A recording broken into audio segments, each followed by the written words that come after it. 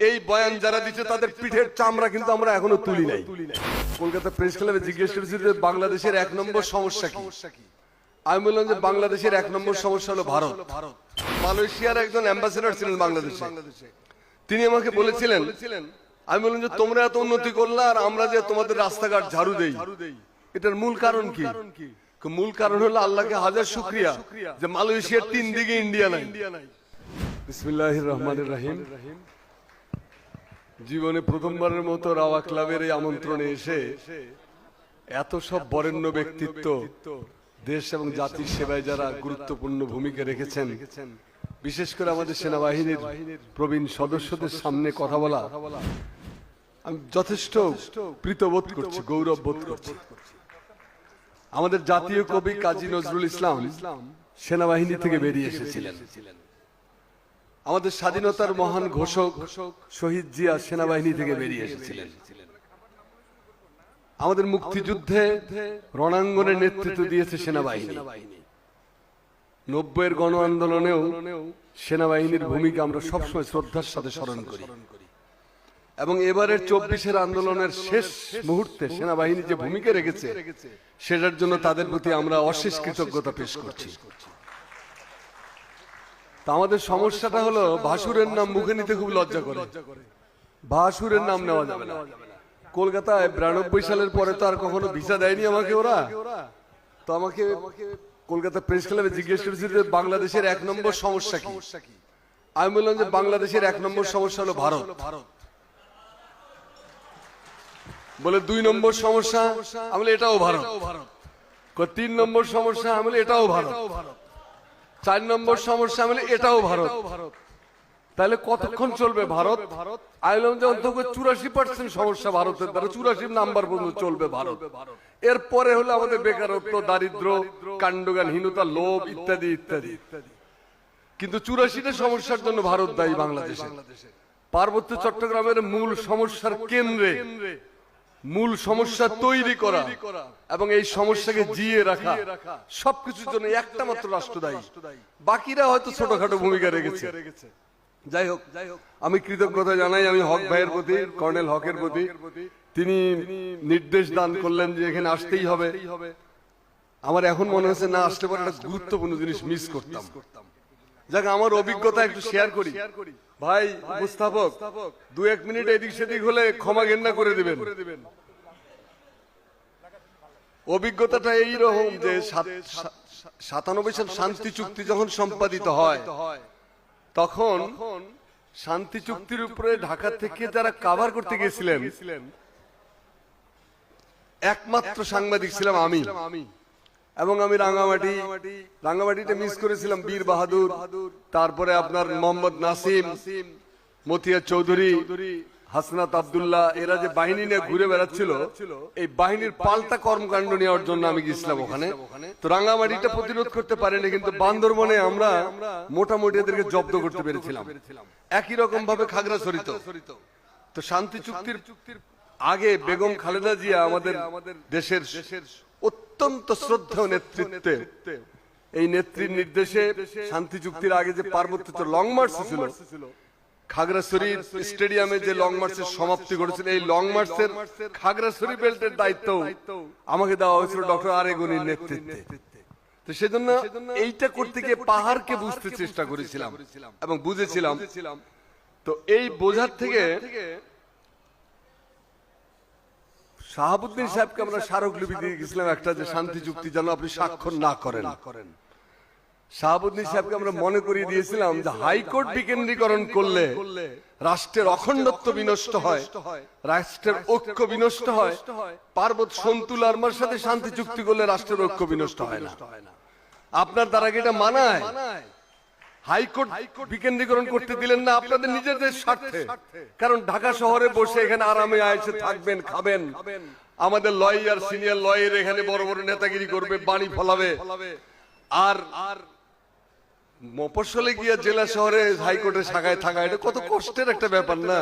অতএব রাষ্ট্র তখন বিপন্ন হয়, কিন্তু শান্তি চুক্তির সময় রাষ্ট্র বিপন্ন হয় নাই। যাই হোক, রামগড় থেকে খাগড়াছড়ি পর্যন্ত যাওয়ার পথে রাস্তার দুপাশে আমি অসংখ্য কবর দেখেছিলাম। আমি বলছেন যে এগুলো কাদের কবর? বলছে এগুলো সন্তু লারমার বাহিনীর হাতে নিহত সমস্ত বাঙালিদের কবর এগুলো। আমি বলি বলেন কি, এগুলো তো আমরা কিছুই জানি না ঢাকায়। জানানোর উদ্যোগও তো কেউ কখনো নেয়নি। নিশ্চয়ই দুপক্ষেই মরেছে, কিন্তু বাঙালিরা যে হাজার হাজার মারা গেছে, কম 20 থেকে 25,000 বাঙালি, তাদের জন্য পৃথিবীতে এক ফোঁটা অশ্রু কারো চোখ থেকে পড়ে নাই কোনোদিন। কেন পড়ে নাই? মনীষপন দেওয়ান তখন রাঙ্গামাটির মেয়র। মনীষপন দেওয়ান আমাকে বলেছিলেন যে আপনি যে রাঙ্গামাটিতে আমার বাসায় বসে আমার সাথে কথা বলতে পারছেন, সেটা তো শুধু একটি মাত্র কারণে, যে শহীদ জিয়াউর রহমান নামে একটা রাষ্ট্রনায়কের জন্ম হয়েছিল আপনাদের মাটিতে। জিয়াউর রহমান বুঝতে পেরেছিলেন পার্বত্য চট্টগ্রামের বেয়ারা এই সমস্ত সশস্ত্র সন্ত্রাসী গোষ্ঠীগুলোকে দমন করার জন্য কি করতে হবে। এই যে বাঙালি এবং পাহাড়ের জনসংখ্যার ভারসাম্য তৈরি করা, সেনাবাহিনী মার্চ করতে পারতো যদি ওখানে বাঙালিরা না থাকতো। আজকে মাছের জন্য যেমন পানি দরকার, সেনাবাহিনীর জন্য তো তেমনি জনসমর্থন দরকার, নইলে তো সে মুভ করতে পারবে না। তো সেই মুভের রাস্তাটা তৈরি করে দিয়েছিলেন জিয়াউর রহমান। কিন্তু এরশাদ আমাদের জাতীয় ইতিহাসের সর্বযুগের সর্বকালের, এখন অবশ্য আর বলা যায় না তাকে অতটা খারাপ ব্যক্তি, তিনি আমাদের গত ফ্যাসিস্ট জামানার চাইতে তো বেটার ছিলেন। যাই হোক, তিনি তার গুচ্ছগ্রাম ফর্মুলা নিয়ে আসছিলেন। গুচ্ছগ্রাম ফর্মুলা দিয়ে ভারতের হাতে পুরো পার্বত্য চট্টগ্রাম তুলে দেওয়া হয়। কারণ গুচ্ছগ্রাম মানে হলো যে সারা পার্বত্য চট্টগ্রামে ছড়িয়ে ছিটিয়ে যে বাঙালিরা ছিল, সেগুলোকে ক্লোজ করে রাস্তার দুই পাশে শরণার্থী ক্যাম্পেইনে জায়গা দেওয়া হলো। বাস বাংলাদেশের সর্বনাশ হয়ে গেল। এবং যত ইন্টারন্যাশনাল সুযোগ সুবিধা সব হলো চাকমাদের জন্য। মারমা, মুরং, গারো, হাজং, কারোর জন্য কিচ্ছু নাই কিন্তু। আর বাঙালিরা তো মানুষই না। কোন এনজিও বাঙালিদের পাশে দাঁড়িয়েছে এরকম রেকর্ড আছে? দেখাইতে পারবেন না। তো এই যে পুরো প্রক্রিয়ার মধ্যে আমাদের ভূমিকাটা হলো রক্ষণাত্মক। আমরা ভুলেই গেছি যে অফেন্স হলো বেস্ট ডিফেন্স। পার্বত্য চট্টগ্রাম নিয়ে আমাদের ভূমিকা অত্যন্ত অদূরদর্শী, দুঃখজনক।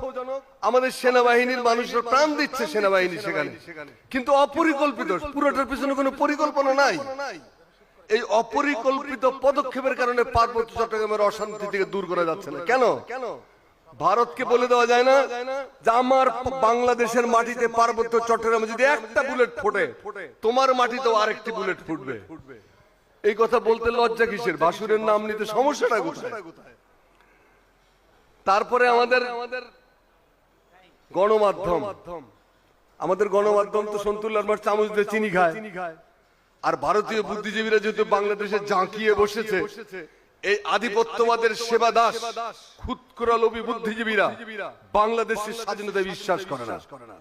এবং এরাই পার্বত্য চট্টগ্রামের সন্ত্রাসী গ্রুপগুলোর মূল পৃষ্ঠপোষক।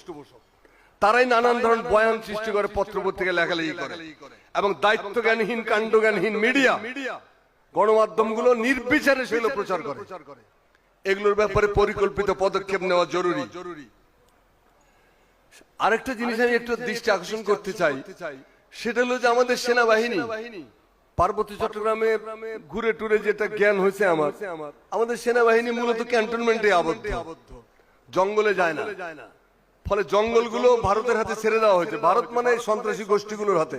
কেন আপনারা ক্যান্টনমেন্টে বসে থাকবেন? কেন পাহাড়ে জঙ্গলে কোনায় কাঞ্চিতে যাবেন না? সেটা না গেলে তো বাংলাদেশ থাকবে না, বাংলাদেশ টিকবে না। ওই ভূখণ্ডটা, এটা বিশ্বাস করি যে বাংলাদেশ সেনাবাহিনীর জন্য পার্বত্য চট্টগ্রাম এখনো আমাদের সাথে আছে। যদি না থাকতো তাহলে পার্বত্য চট্টগ্রাম রক্ষা করা যেত না। কারণ ভারতের মতো মালয়েশিয়ার একজন অ্যাম্বাসেডর ছিলেন বাংলাদেশে। তিনি আমাকে বলেছিলেন, আমি বললাম যে তোমরা এত উন্নতি করলে আর আমরা যে তোমাদের রাস্তাঘাট ঝাড়ু দেই, এটার মূল কারণ কি? মূল কারণ হলো আল্লাহকে হাজার শুকরিয়া যে মালয়েশিয়ার 3 দিকে ইন্ডিয়া নাই। বলে ইন্ডিয়া মালয়েশিয়ার 3 দিকে নাই, এটাই মালয়েশিয়ার উন্নয়নের মূল কাহিনী আর কি। তো সেইটা আমাদের মাথায় রাখতে হবে। আমাদের দেশের যে বুদ্ধিজীবীরা বছরের পর বছর লিখেছে বাংলাদেশের সেনাবাহিনীর দরকার নাই, আমাদের যে বুদ্ধিজীবীরা লিখছে সেনাবাহিনী তো খামাখা বার্ডেন, ভারতের মতো বন্ধু রাষ্ট্র আমাদের পাশে, আমরা সেনাবাহিনীকে কেন এই সাদা হাতিটা পালতেছি? তখন আমরা বুক চিতিয়ে পত্রপত্রিকায় লিখতাম যে বাংলাদেশের সেনাবাহিনী ছিল, আছে এবং থাকবে। কারণ এটার সাথে আমার সার্বভৌমত্ব ওতপ্রোতভাবে জড়িত। আমার সার্বভৌমত্ব রক্ষার গ্যারান্টার কারা? আমার জনগণ, আমার সেনাবাহিনী এবং আমার ধর্ম বিশ্বাস।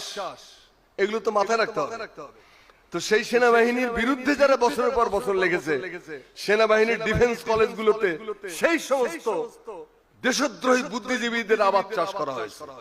সবাই সেখানে দাওয়াত খেতে গেছে, বক্তৃতা দিয়ে বেড়েছে। মুনতাসির মামুনের কাছে জ্ঞান নিতে হয়েছে দেশপ্রেমের।